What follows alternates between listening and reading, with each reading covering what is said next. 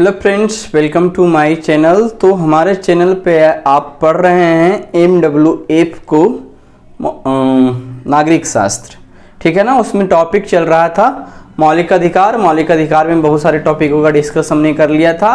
आज करेंगे डिस्कस अनुच्छेद 29 और 30 का, ठीक है ना। संस्कृति एवं शिक्षा संबंधी अधिकार। तो अनुच्छेद 29 और 30 देखेंगे, जिसमें क्या है, संस्कृति और शिक्षा संबंधी अधिकार। शिक्षा संबंधी अधिकार ओरिजिनली इस अनुच्छेद में अल्पसंख्यकों का वर्णन किया गया है ना। तो आप लोगों को नोटिफिकेशन तो मिल ही गया होगा। यूपीपीसीएस का प्रीलिम्स जो 2021 को होने वाला है वो अक्टूबर में होगा, शायद 24 अक्टूबर डेट है, ठीक है। और यूपीएससी का जो एग्ज़ाम कैंसिल हुआ था फिर से अब लेने वाला है, नया शेड्यूल जारी होने वाला है, उस सब का वीडियो भी आते रहेगा। तो यहाँ पे अनुच्छेद 29 और 30 में देखेंगे संस्कृति और शिक्षा का अधिकार। अनुच्छेद 29 का वर्णन करेंगे, बट उससे पहले जान लेते हैं कि अल्पसंख्यक क्या होता है। अनुच्छेद 29 का वर्णन करेंगे, ठीक है। तो अल्पसंख्यक जो है इसका कोई डिफिनीशन नहीं दिया गया है संविधान में, लेकिन अनुच्छेद 30 के तहत देखा जाए तो भाषाई और धार्मिक आधार पे अल्पसंख्यक को वर्गीकृत किया गया है कि ये अल्पसंख्यक होंगे, ठीक है। अब बात ये रहा कि राजनीतिक आधार पे यदि अल्पसंख्यक को डिफाइन किया जाए तो हम कैसे करेंगे। तो राजनीतिक आधार पे अल्पसंख्यक वो होते हैं जिनकी संख्या भारत की जितनी जनसंख्या है उसकी 50% से कम हो। तो एक तरह से कहा जाए तो वो हिंदू धर्म को छोड़कर बाकी जो भी धर्म है भाषा के आधार पे या धर्म के आधार पे वो क्या है, अल्पसंख्यक ही कहलाएंगे। इस्लाम धर्म हो, सिख धर्म हो, जैन धर्म हो, पारसी धर्म हो, ईसाई धर्म हो, ये सभी भारत में अल्पसंख्यक वर्ग में माने जाते हैं। अब देखेंगे अनुच्छेद 29 क्या है। अल्पसंख्यक का डेफिनेशन तो पूरा हो गया ना। अब देखेंगे हम अनुच्छेद 29 में क्या है। तो यहाँ पे अनुच्छेद 29 में है अल्पसंख्यक वर्गों के हितों का संरक्षण। वर्गों के हितों का संरक्षण मेन पॉइंट यही है। अब अल्पसंख्यक वर्गों के हितों का संरक्षण, ये सब आपका जो भी अनुच्छेद है, अनुच्छेद से बहुत सारे क्वेश्चन आते रहते हैं। तो अनुच्छेद 29 में क्या है, फिर अनुच्छेद, ये तो मेन पॉइंट हो गया कि अल्पसंख्यक वर्गों के हितों का संरक्षण। अब इसमें देखेंगे अनुच्छेद 29 का 1, ठीक है। तो अनुच्छेद 29 के 1 में क्या है, भारत के सभी नागरिक चाहे वो किन्हीं भी वर्ग के हो, उनकी भाषा, लिपि, ठीक है, संस्कृति को संरक्षण करने का अधिकार है। उनका कोई हनन नहीं कर सकता है। भाषा, लिपि, संस्कृति ये सब की संरक्षण करने का अधिकार है किन्हीं भी वर्ग का, सिर्फ अल्पसंख्यक की बात नहीं हो रहा, किन्हीं भी वर्ग का, ठीक है। अब अनुच्छेद 29 का 1 हो गया। 29 के 2 में क्या है, 29 के 2 में क्या है, तो 29 के 2 में क्या है ये देखते हैं। अनुच्छेद 29 के 2 में तो अल्पसंख्यकों को किसी भी शैक्षणिक संस्था जो राज्य द्वारा पोषित है, वित्त पोषित है राज्य द्वारा, राज्य सरकार के द्वारा, तो वैसे किसी भी शैक्षणिक स्थान में उसे प्रवेश से रोका नहीं जाएगा धर्म, जाति, मूल वंश के आधार पे। यही वर्णन किया गया है अनुच्छेद 29 के 2 में।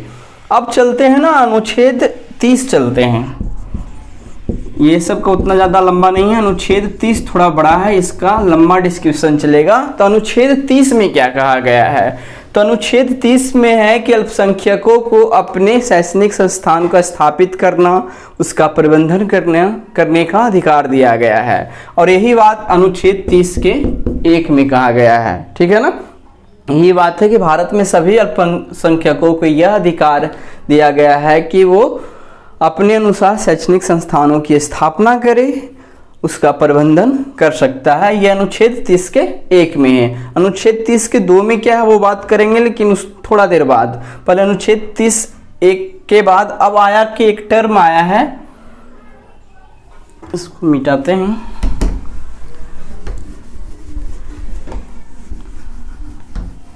अब कैसे शिक्षण संस्थानों को अल्पसंख्यक शिक्षण संस्थान कहेंगे? अल्प शैक्षणिक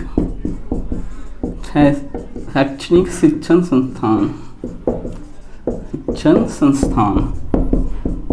तो सिंपल सी बात है कि जिसकी स्थापना अल्पसंख्यकों के द्वारा किया गया हो। ठीक है, अल्पसंख्यकों के द्वारा स्थापित किया गया शिक्षण संस्थान अल्प शैक्षणिक शिक्षण संस्थान कहलाएंगे।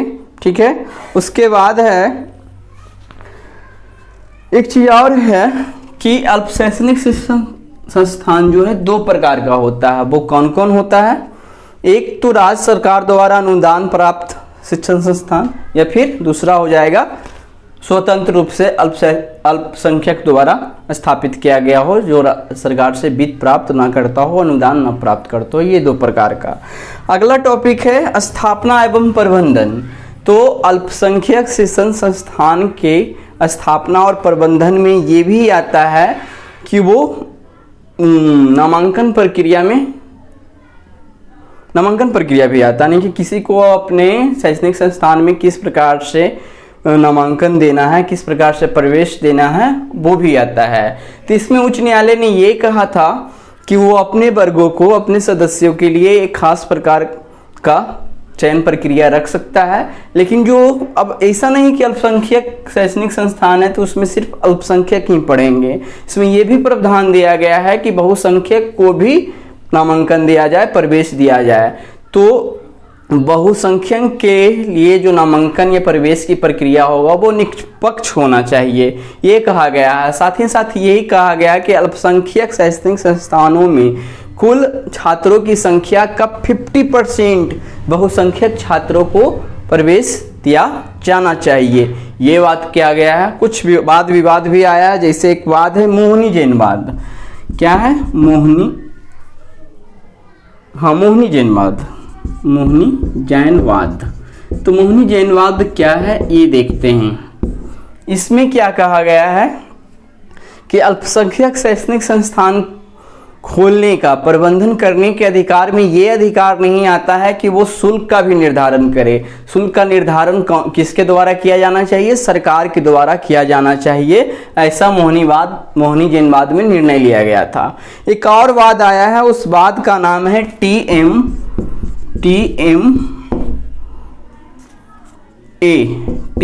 पाईवाद।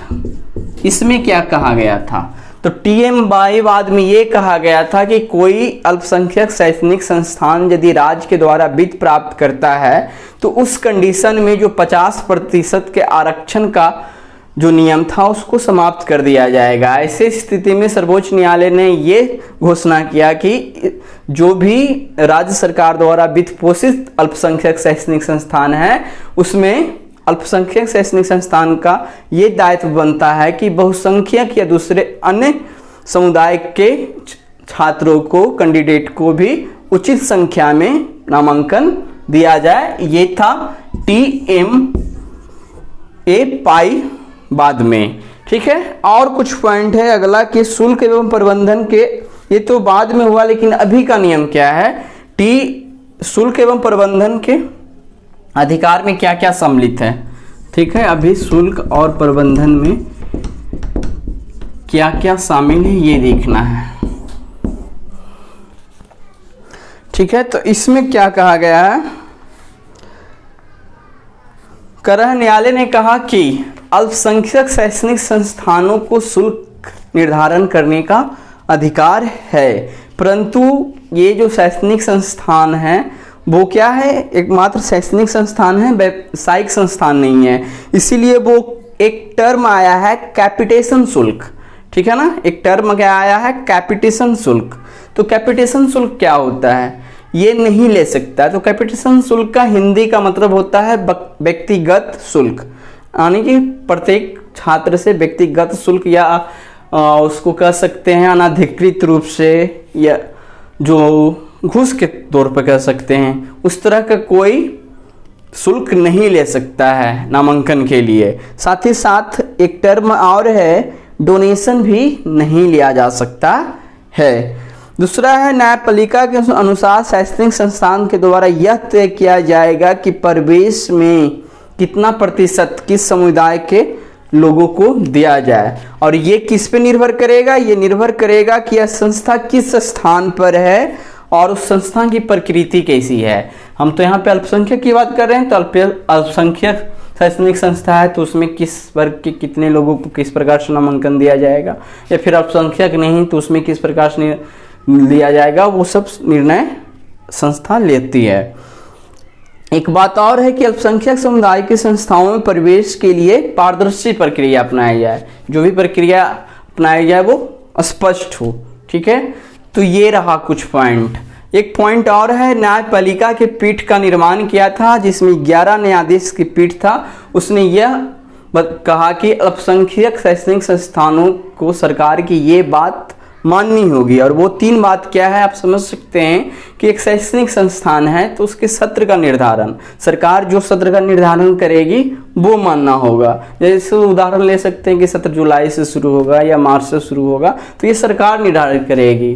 साथ ही साथ ये है कि छात्रों की अर्हता का निर्धारण, शैक्षणिक संस्थान है उसमें अर्हता क्या होगा, यानी कि पासिंग मार्क्स क्या होगा। जैसे फर्स्ट डिवीजन के लिए 60% 60% रखा जाता है बिहार में, या फिर कहीं भी भारत में का भी तो वही नियम है, CBSE ये सब। तो ये जो निर्धारण अर्हता का निर्धारण करेगी, शैक्षणिक संस्थान अल्पसंख्यक का हो या किसी का भी हो, वो निर्धारण हमेशा सरकार करेगी। साथ ही साथ है कि वहाँ पे जो शिक्षक पढ़ाने वाले हैं, शिक्षक की अर्हता का भी मापदंड या मानदंड है वो सरकार ही निर्धारित करेगी। अल्पसंख्यक शैक्षणिक संस्थान के जो भी उसको संभालने वाले हैं डायरेक्टर या जो है वो निर्णय नहीं लेंगे। ये सरकार का निर्णय होगा कि टीचर की जो पात्रता मानदंड क्या है वो होना चाहिए, है ना। तो ये कुछ पॉइंट हुए। अब चलते हैं अनुच्छेद 30 का 2। इसमें ये कहा गया है कि शैक्षणिक संस्थान चाहे जैसा भी हो, अल्पसंख्यक हो या कुछ भी हो, इस आधार पर भेदभाव नहीं किया जाएगा कि ये शैक्षणिक संस्थान क्या है, अल्पसंख्यकों का है। वहाँ अनुदान देने में भेदभाव नहीं किया जाएगा, अनुदान से रिलेटेड ये है। ठीक है, ये हो गया। अब 44वें संविधान संशोधन 1978 के द्वारा अनुच्छेद 30 में, अनुच्छेद 30(1) में एक और टर्म ए जोड़ दिया गया। इसमें यह बताया गया कि अल्पसंख्यक शैक्षणिक संस्थानों की जमीनों का यदि अधिग्रहण राज्य सरकार करती है तो वहाँ पे मुआवजा देना होगा बाजार मूल्य के अनुसार। बाजार में जो भूमि का मूल्य चल रहा है ना, उसके अनुसार सरकार को मुआवजा देना होगा। तो अनुच्छेद 29 और 30 में कुछ इसी प्रकार के इंपॉर्टेंट पॉइंट थे। अनुच्छेद 31 जो है वो हट गया है, लेकिन वहां से क्वेश्चन आता है पहले क्या था अब कहाँ वो चला गया, उससे कुछ रिलेटेड पॉइंट का वर्णन हम करेंगे अगले वीडियो में। उसके अगले वीडियो में फिर देखेंगे संवैधानिक उपचार का प्रावधान जो किया गया है अनुच्छेद 32 में, जिसमें 5 प्रकार का रीट है, उसको देखेंगे, है ना। तो आज भर के लिए वीडियो में हमारा इतना ही रहेगा। इस प्रकार से हमारे चैनल पर बने रहें, वीडियो को लाइक करते रहें, शेयर करते रहें, कमेंट करते रहें। धन्यवाद।